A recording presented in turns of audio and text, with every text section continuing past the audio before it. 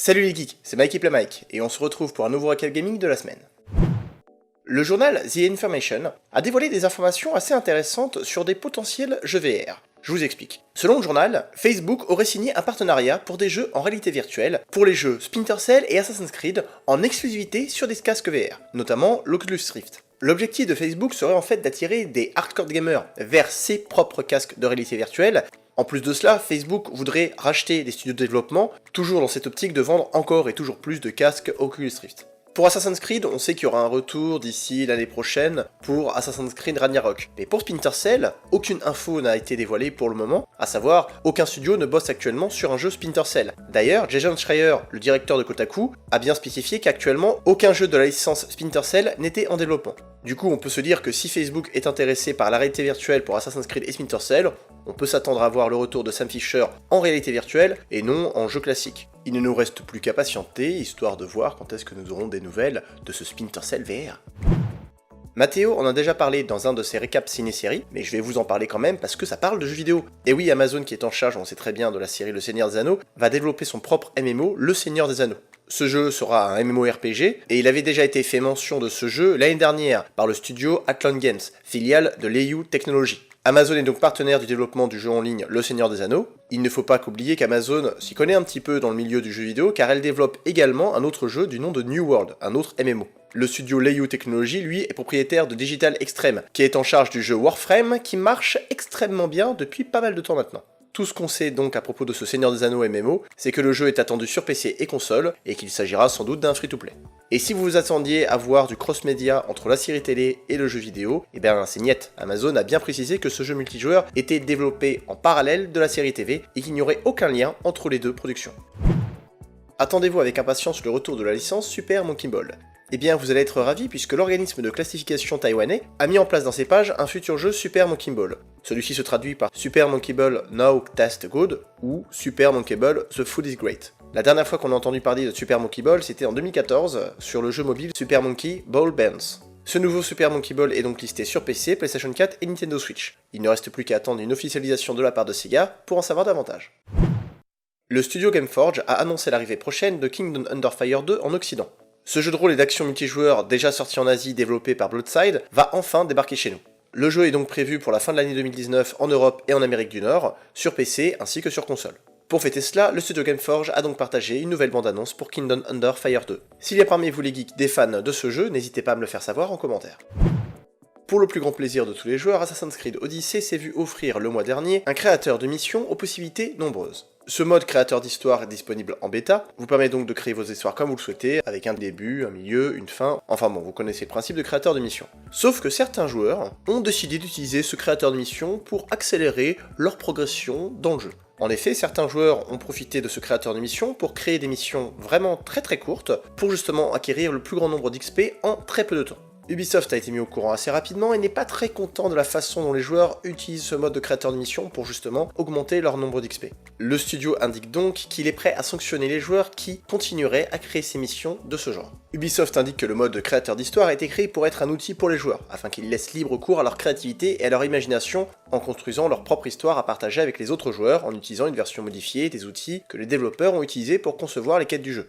Ubisoft déclare vouloir récompenser la créativité en mettant en lumière les quêtes de qualité et travaille à des correctifs et ajustements pour réduire l'impact de telles quêtes sur l'expérience des joueurs. Ils vont changer les termes d'utilisation du mode créateur d'histoire pour empêcher les créateurs de diffuser ce genre de mission. Ils travaillent également sur plusieurs correctifs et ajustements pour réduire l'impact de telles quêtes sur l'expérience du joueur en se concentrant sur le but et l'utilisation initiale de l'outil tout en combattant les manipulations à l'avenir. Préparez-vous donc les geeks parce que ce genre de quête n'apparaîtra plus dans le système de recommandation automatique ni dans le Hall of Fame ou la section tendance. Les histoires qui sont signalées comme frauduleuses seront cachées par la suite, le contrat d'utilisation sera mis à jour pour prévenir de la mauvaise utilisation de l'outil, Ubisoft est prêt à sanctionner les personnes qui utilisent l'outil à mauvais escient de manière intentionnelle, et des solutions supplémentaires seront ajoutées au fur et à mesure des mises à jour. Voilà les geeks, au moins vous êtes prévenus, si vous faites partie de ce genre de joueurs qui partagent ce genre de mission, eh bien Ubisoft pourrait sévir. Cela ne vous empêche pas de profiter à fond de ce créateur de mission, aux possibilités, comme je l'ai dit, nombreuses, extraordinaires. Pendant l'Anime Expo 2019, un panel dédié à l'avenir de la licence Digimon a donné des détails sur le jeu Digimon Survive. Celui-ci ne verra pas le jour en 2019. Et oui, malheureusement, ce jeu qui avait été annoncé l'été dernier par Bandai Namco, décrit comme un survival simulation RPG et incluant des phases de type drama similaires à ce qui se fait actuellement dans les visual novels, eh bien le jeu a été repoussé pour l'année 2020. Les personnes qui étaient présentes, cela dit, à l'Anime Expo 2019 ont pu découvrir une assez longue cinématique d'introduction du jeu qui a duré un peu plus de 5 minutes. Digimon Survive est donc prévu sur PS4, Xbox One, Switch et PC pour l'année 2020. Toujours pendant cette Anime Expo 2019 qui se tenait à Los Angeles, le panel dédié à Level 5 a donné une excellente nouvelle concernant le jeu Yokai Watch 4. Vous le savez sûrement, Yokai Watch 4 est déjà sorti actuellement au Japon. Mais bonne nouvelle, extrêmement bonne nouvelle d'ailleurs, le jeu est prévu en Occident. Il va donc sortir chez nous et aux États-Unis. Bon, effectivement, les autres jeux Yokai qui étaient déjà sortis sur 3DS étaient déjà sortis chez nous. Mais c'est une excellente nouvelle. Ce jeu Yokai Watch 4 qui est sorti sur Nintendo Switch au Japon va donc voir venir le jour en Occident, sans date exacte de sortie. Et oui, on ne sait pas si c'est pour la fin de l'année 2019 ou pour l'année 2020. Le studio Level 5 n'a pas donné plus d'informations à ce niveau-là, il n'y a pas eu de nouvelles images, ni de période de sortie, mais une simple bande-annonce japonaise avec des sous-titres en anglais.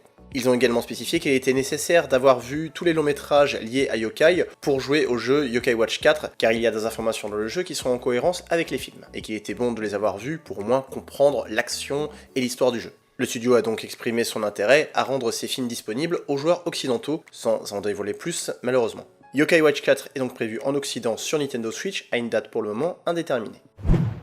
Le mois prochain arrive un jeu que j'attends avec une extrême impatience, il s'agit de The Dark Picture Man of Medan.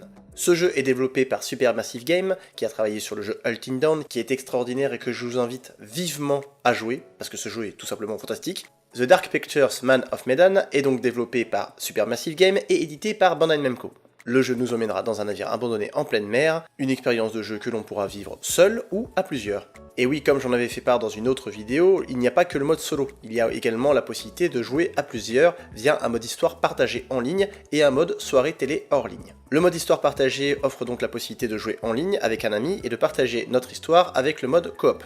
À deux, il est donc possible de faire des choix qui auront des conséquences sur l'histoire et le destin des personnages de chacun. Ce mode histoire partagé offrira la possibilité de vivre des scènes sous un angle différent de l'expérience solo. Ensemble ou séparés selon les scènes, nous découvrirons de nouvelles informations et de nouveaux lieux, pour une nouvelle dose de frisson. Les décisions que nous prendrons à deux seront peut-être notre seule chance de survie. Le mode soirée télé propose lui de jouer en local et en groupe jusqu'à 5 joueurs sur une seule console avec une seule manette, chacun de nous incarnant un des 5 personnages. Chacun gère les déplacements, les décisions et les choix de son protagoniste. Est-ce que vous allez chercher à sauver votre personnage, ou alors est-ce que vous allez tenter de garder tous les autres en vie? À la fin, les actions et l'impact de chacun sur la progression seront jugés avec les succès et les récompenses à la clé.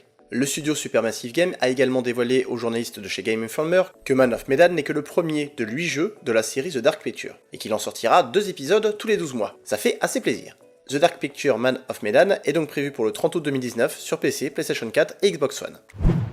Le studio Mojang a décidé de partager une vidéo de gameplay de Minecraft Earth, qui nous permet de combiner ce que propose Pokémon Go et Minecraft dans un jeu mobile qui mêle l'exploration de quartiers dans la vie réelle et de construction de divers monuments en réalité augmentée. Dans Minecraft Earth, le joueur aura la possibilité de personnaliser son personnage, mais également, et ça c'est le plus important, de récolter des ressources en tapentant des mobs sur la carte. Grâce à ces multiples ressources qu'on aura accumulées dans l'inventaire, il sera possible de construire ce que l'on souhaite en réalité augmentée, n'importe où tant qu'il s'agit d'une surface plane. Il sera également possible d'échanger ces ressources afin de faciliter la construction.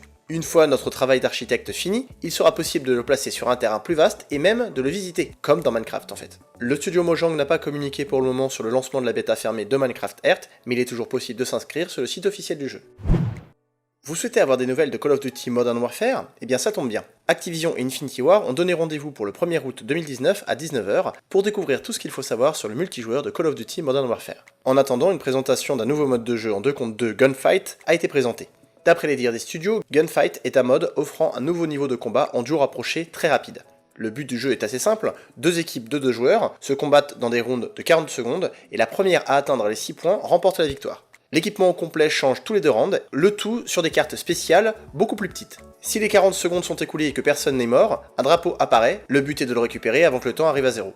Concernant l'équipement de ce mode, il y aura une arme principale, une arme secondaire, une grenade tactique et un équipement létal. Tandis que les 3 cartes de ce niveau, King, Pine et Stack, nous emmènent dans un entrepôt, une forêt et un chantier déserté.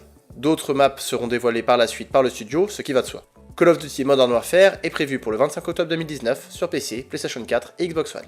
Voilà pour les infos jeux vidéo de la semaine, c'était votre gamer Mikey Play Mike. Salut!